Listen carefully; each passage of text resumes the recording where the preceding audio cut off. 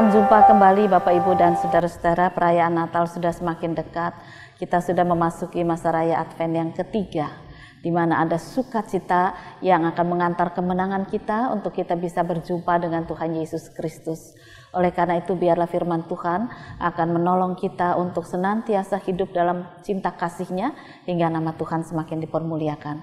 Bacaan firman Tuhan dari kitab 2 Samuel pasal yang ke-6 mulai ayat 12 sampai dengan 23. Kitab 2 Samuel pasal yang ke-6 ayat 12 sampai dengan 23. Mari kita akan bersama-sama berdoa. Tuhan Yesus, kami bersukacita memasuki masa raya Advent yang ketiga. Kami semakin merasakan penyertaan Tuhan. Kemenangan demi kemenangan sudah kami dapatkan untuk boleh menanti kedatangan-Mu dengan kekuatan baru yang Engkau nyatakan dan kami rasakan. Biarlah hari ini kami boleh semakin mendekatkan diri kepada Engkau, merasakan kehadiran-Mu yang penuh kuasa hingga perubahan sikap hidup kami semakin nyata. Dan ketika perayaan Natal tiba, bukan saja sukacita yang kami rasakan, tetapi juga kesukacitaan karena kami mampu meninggalkan segala kehidupan dalam dosa. Bahkan sukacita kami akan dirasakan oleh seluruh orang yang ada di sekitar kami. Inilah kerinduan kami dalam nama Tuhan Yesus Kristus. Amin. Diberitahukanlah kepada Raja Daud demikian. Tuhan memberkati seisi rumah Obed-Edom dan segala yang ada padanya oleh karena tabut Allah itu. Lalu Daud pergi mengangkut tabut Allah itu dari rumah Obed-Edom ke kota Daud dengan sukacita. Apabila pengangkat-pengangkat tabut Tuhan itu melangkah maju 6 langkah, maka ia mengorbankan seekor lembu dan seekor anak lembu gemukan. Dan Daud menari-nari di hadapan Tuhan dengan sekuat tenaga. Ia berbaju efod dari kain lenan. Daud dan seluruh orang Israel mengangkut tabut Tuhan itu dengan diiringi sorak dan bunyi sangkakala.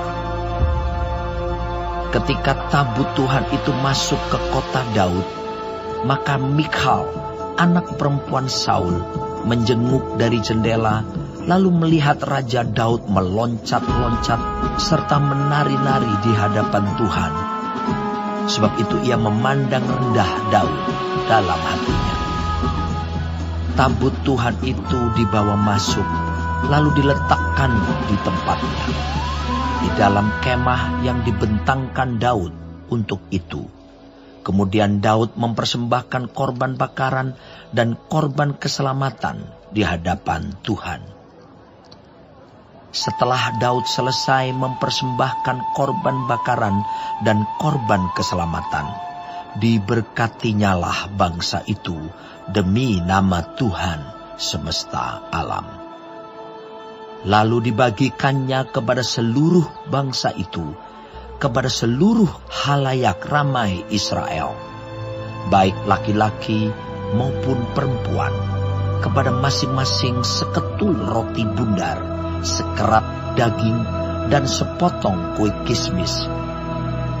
Sesudah itu pergilah seluruh bangsa itu masing-masing ke rumahnya. Ketika Daud pulang untuk memberi salam kepada seisi rumahnya, maka keluarlah Mikhal binti Saul mendapatkan Daud. Katanya, betapa raja orang Israel yang menelanjangi dirinya pada hari ini di depan mata budak-budak perempuan para hambanya, merasa dirinya terhormat pada hari ini, seperti orang hina, dengan tidak malu-malu menelanjangi dirinya. Tetapi berkatalah Daud kepada Mikhal, di hadapan Tuhan yang telah memilih aku dengan menyisihkan ayahmu dan segenap keluarganya untuk menunjuk aku menjadi raja atas umat Tuhan, yakni atas Israel. Di hadapan Tuhan aku menari-nari, bahkan aku akan menghinakan diriku lebih daripada itu. Engkau akan memandang aku rendah, tetapi bersama-sama budak-budak perempuan yang kau katakan itu, bersama-sama merekalah aku mau dihormati. Mikhal binti Saul tidak mendapat anak sampai hari matinya.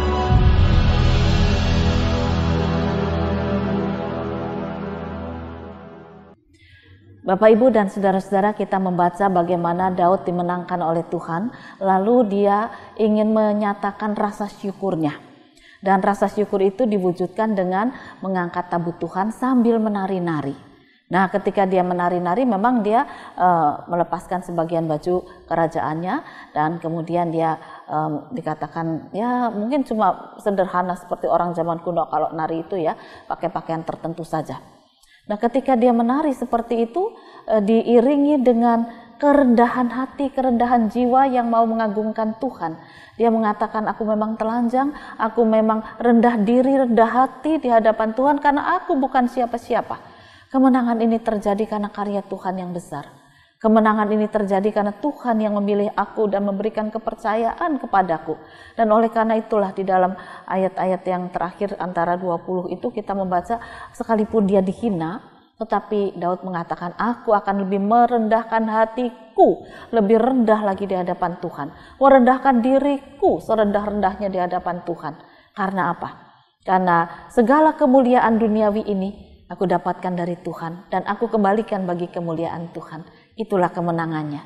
Kemenangan seorang yang percaya penuh pertolongan Tuhan, sekalipun direndahkan, tetapi akhirnya dia bisa ditinggikan. Sementara orang-orang yang merendahkan tentunya diharapkan mengalami pertobatan. Kalaupun tidak, dia akan menanggung akibatnya sendiri. Nah, Bapak, Ibu, dan saudara-saudara, bacaan ini juga mau menolong kita untuk memasuki masa raya Advent yang ketiga. Biarlah kita semakin dimenangkan untuk tidak meremehkan sesama kita.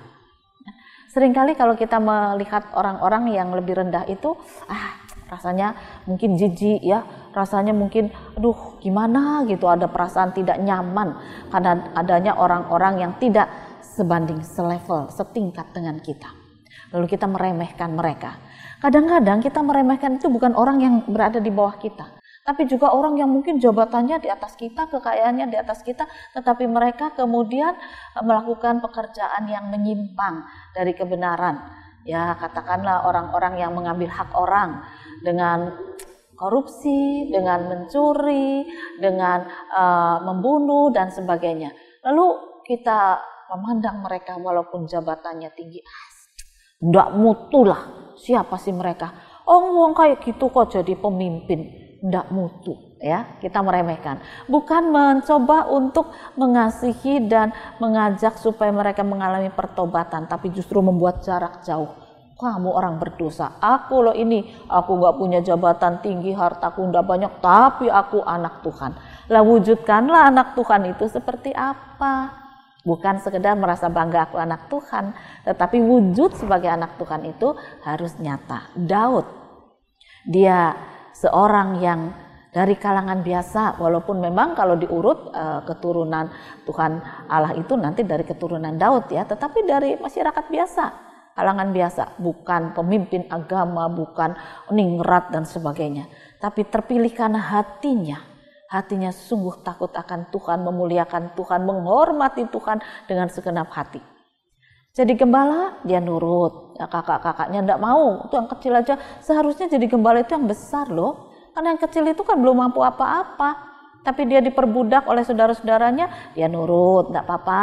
Nah, tetapi di situ dia belajar, ketika aku dengan tubuhku yang tidak besar, tapi diberi tanggung jawab yang besar, lalu aku bisa menggembalakan dombaku karena Tuhan yang menopang aku. Ada serigala, ada harimau, ada binatang buas. Aku bisa menang karena Tuhan yang menolong aku. Oleh karena itulah ketika dia terpilih menjadi gembala dari umat Israel, raja orang Israel, bukan gembala seperti Tuhan Yesus tentunya ya, tetapi dia wakil gembala lah, boleh dikatakan wakil Tuhan untuk menggembalakan umat Israel. Dia terpilih menjadi raja, jabatannya meningkat sekian kali lipat. Dari orang biasa menjadi pemimpin. Lalu apa yang dikatakan oleh Michal, anak Saul? Wah, kamu sudah terpilih jadi orang besar kok malah merendahkan diri dengan telanjang nari-nari kayak gitu. Di mana harga dirimu? Apa jawab Daud? Dia mengatakan harga diriku bukan yang utama, tetapi imanku yang utama. Kasihku kepada Allah yang utama. Bagaimana aku bisa menunjukkan kuasanya, kemuliaannya. Oleh karena itu tanpa malu, aku akan tetap merendahkan hati, merendahkan diriku di hadapan Tuhan. Supaya Kuasa dan kasih Tuhan itulah yang terlihat, yang tersinar di tengah kehidupan umat Israel ini. Sungguh indah. Ya, dia tidak mau meremehkan orang lain, tidak membalas apa yang dialaminya sebagai diremehkan, tetapi dia mau meninggikan Tuhan melalui sikap positifnya. Bapak, Ibu, dan saudara-saudara, kemenangan Daud ini hendaknya menjadi kemenangan hidup kita juga. Ada banyak orang mungkin meremehkan kita. Wong Kristen ki apa? Enggak apa-apa. Tapi tunjukkan bahwa ketika mereka meremehkan kita, kita punya Tuhan yang tidak bisa diremehkan karena sikap hidup kita memuliakan nama Tuhan.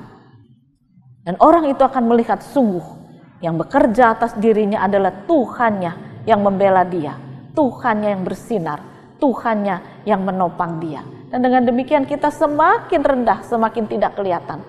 Tetapi menyambut Natal, biarlah Tuhan Yesus itu semakin ditinggikan, semakin dikenal, semakin diterima. Karena kita mau merendahkan hati dan merendahkan diri di hadapan Tuhan. Nah, yang kedua, jangan remehkan siapapun. Jangan remehkan siapapun. Bapak, Ibu, dan saudara-saudara, saya itu pernah membaca kisah kehidupan seorang yang diremehkan. Tetapi kemudian dari situ dia belajar untuk tidak diremehkan atau tidak meremehkan orang lain. Jadi orang ini sebetulnya orang kaya. Orang yang mapan hidupnya, bahkan berlebihan begitu ya. Dia selalu dihormati, dia selalu disanjung, kemana-mana bawa pengawal, bawa ajudan, uangnya tidak pernah kurang, dia pekerja keras yang baik. Keluarganya juga mengalami sejahtera secara materi, secara duniawi tidak kekurangan. Tetapi satu hari dia melihat sikap anaknya yang masih kecil. Ya, anaknya masih kecil itu meremehkan pembantunya. Bagaimana pembantu itu dicaci maki, bagaimana pembantu itu ditendang-tendang, bagaimana pembantu itu diludahi dan dikasari. Sementara pembantunya itu yang masih muda, yang ngomong dia cuma bisa nunduk sambil meneteskan air mata. Nah, ayah ini kaget lihat sikap anaknya seperti itu. Kenapa bisa kayak gitu ya? Lalu dia merenung, apa dia ikut-ikut aku ya? Aku nih ayahnya, orang tuanya, kadang-kadang aku juga bodoh-bodohi supirku. Aku bilang, di mana? Wah, maaflah, saya nggak usah ngomong misuh ya. Tapi ya dia misuh begitu ya. Ya, dia tanyakan itu sambil nuding-nuding. Aduh, lalu anakku kok ikut sikapku seperti itu ya? Ternyata kok enggak baik meremehkan orang-orang yang mungkin memang jabatannya rendah, tapi dibutuhkan juga. Ya katakan aku sebetulnya nggak butuh supir, nggak apa-apa sih. Tapi rasa-rasanya capek juga ya. Udah beban pekerjaan banyak, jalanan macet, jarak sana sini cukup jauh. Kalau nggak pakai supir cukup melelahkan. Tapi kalau supirku gonta-gantikan aku bodoh-bodoh, yang bodoh itu aku apa dia gitu ya. Dia akhirnya sadar, yang bodoh tuh dirinya. Oleh karena itulah kemudian satu hari dia mencoba berpakaian sederhana. Dia tinggalkan kantornya tanpa ngomong siapa-siapa, dia naik ojek dan kemudian dia ke pasar. Ya, dia ke pasar dengan pakaian sederhana, dia cari kerja. Dia melamar kerja. Dan ternyata di situ dia baru merasakan ketika diremehkan orang. Ditanya, lulusanmu apa? Saya cuma lulusan SMP di kampung. Aduh, SMP di kampung lagi. Bisa apa kamu? Maaf ya, tidak ada kerjaan. Sakit hati. Dia sedih, dia menangis. Inilah sikapku ketika aku meremehkan orang lain dan aku merasakan betapa sedihnya. Beberapa kali dia pindah tempat untuk melamar pekerjaan, selalu mengganti identitas dan selalu diremehkan. Akhirnya dia pulang. Kemudian dia ganti baju dan dibalik lagi ke pasar. Pasar yang sama, bersama dengan ajudan. Ke tempat orang-orang yang sama, dia tanya, berapa harga ini? Aku mau borong. Ya orang itu pada awalnya nggak perhatian ya. Dia katakan, oh mari tuan, silahkan tuan, begini dan begitu. Wah, dihormati luar biasa.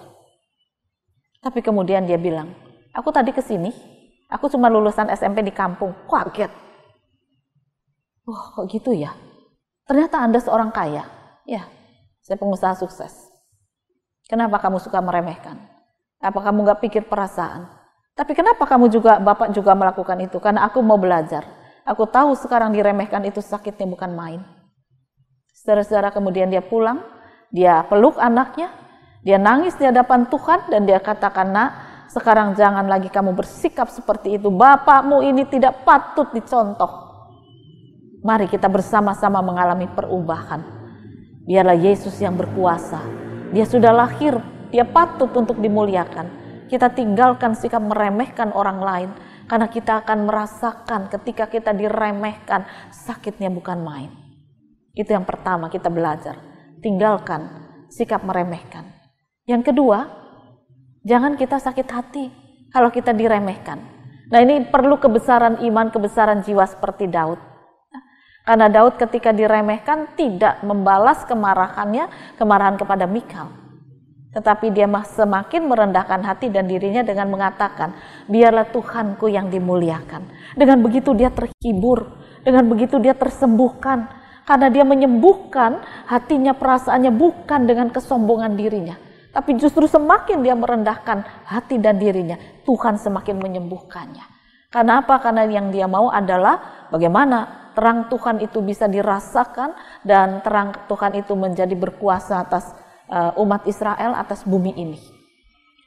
Hal seperti itulah yang patut kita contoh juga. Jika satu saat kita diremehkan, jangan pendam sakit hati kemarahan kita. Tapi mari kita mengatakan, biarlah aku semakin rendah di hadapan Tuhan, tetapi sinar kemuliaan Tuhan semakin nyata. Dan ketika sinar itu semakin nyata, dia bisa menyinari orang-orang yang meremehkan kita. Dan ketika orang itu merasakan sinar kasih Tuhan, mereka juga akan mengalami pertobatan, pembaharuan, kemenangan kita. Kemenangan seperti Daud. Kemenangan yang sudah Tuhan Yesus nyatakan ketika dia lahir. Dan kemudian dia mau dibaringkan di sebuah palungan dan dia menginap di sebuah kandang yang sederhana. Memang rendah, tetapi ditinggikan oleh Tuhan. Tuhan Allah Bapanya di surga. Hal semacam itulah yang patut kita teladani.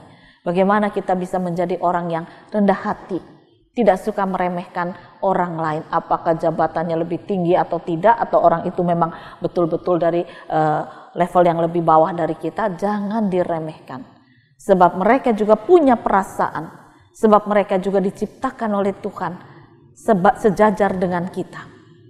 Oleh karenanya biarlah kita tunjukkan sinar kemenangan Kristus yang sudah lahir, yang mau merendahkan hatinya, untuk kita boleh menjadi anak-anak yang memuliakan Dia. Selamat memasuki masa raya Advent yang semakin dekat dengan perayaan Natal. Dia lahir untuk kita, tapi juga kita akan belajar merendahkan hati dan diri kita bagi kemuliaannya. Tuhan memberkati firman-Nya. Amin. Mari kita bersama-sama berdoa. Ajarkan pada kami untuk kami menang ya Tuhan, tidak meremehkan sesama, tetapi jiwa kami besar untuk kami juga boleh mengasihi sesama kami seperti Kristus mengasihi kami. Ajar pada kami untuk kami mempunyai jiwa yang besar. Ketika kami diremehkan, maka kami semakin merendahkan hati dan diri kami di hadapan Tuhan, supaya kemuliaan Tuhanlah yang berkuasa atas kami, dan orang-orang yang meremehkan kami akan merasakan cahaya kemuliaan Tuhan, bukan karena kami, tetapi karena Engkau mengasihi mereka juga. Kiranya Engkau berkarya, supaya kemenangan-Mu menjadi kemenangan kami, dan kemuliaan-Mu menjadi kemuliaan kami. Kiranya Tuhan mendengar doa kami, yang kami pintakan dalam nama Tuhan Yesus Kristus.